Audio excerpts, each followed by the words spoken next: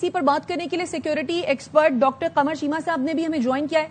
Doctor صاحب بہت شکریہ آپ کے قیمتی وقت کے لیے۔ جس طریقے سے وزیراعظم شہباز شریف نے بنو کے دورے کے موقع پر گفتگو کی ہے اور انہوں نے کہا ہے کہ ایک تو جو پشت پناہی ہے پاکستان میں دہشت گردی کی وہ کر رہا ہے بھارت، دوسرا افغانستان کو ایک بڑا کلیئر میسج دیا ہے کہ یا تو آپ خارجیوں کو جو ہے وہ قبول کر لیں یا پھر پاکستان کو جو ہے وہ قبول کر لیں۔ آپ کے خیال میں یہ کتنا واضح پیغام ہے افغانستان کے لیے اس وقت؟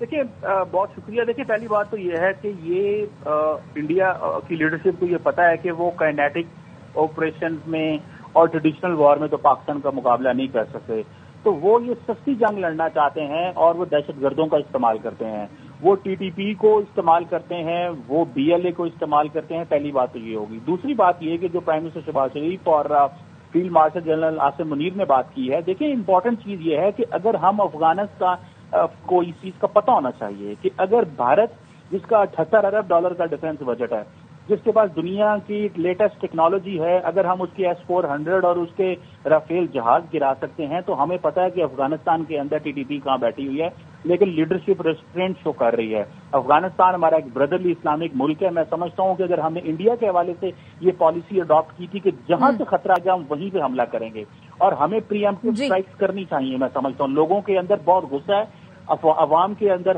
ہم تو پاکستان سے تجارتی ٹرک بیچتے ہیں اور وہاں سے ٹی ٹی پی کے لشکر آتے ہیں، ہمارے ہاں سے لوگ یہاں سے کاروباری وفد بھیجتے ہیں اور ہم چاہتے ہیں کہ افغانی بھائی جو ہیں وہ پاکستان میں کاروبار کریں، یہاں پہ تعلیم حاصل کرنے آئیں، لیکن افغانستان سے ہمارے لیے جو ہے وہ گرنیڈ آئیں اور بندوقیں آئیں اور ڈرگز آئیں اور دہشت گرد آئیں اور کابل تو محفوظ ہو اور اسلام آباد محفوظ نہ ہو۔ میں سمجھتا ہوں کہ یہ پاکستان کے اندر اس والے سے بہت غصہ ہے۔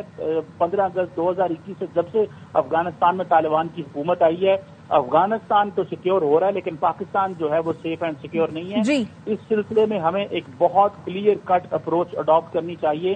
بالکل آپ ٹھیک کہہ رہے ہیں کہ کلیئر کٹ اپروچ جو ہے وہ اڈاپٹ کرنی پڑے گی۔ ڈاکٹر قمر شیما صاحب اور بریگیڈیئر ریٹائرڈ حارث نواز صاحب، آپ دونوں کے قیمتی وقت کا بے حد شکریہ۔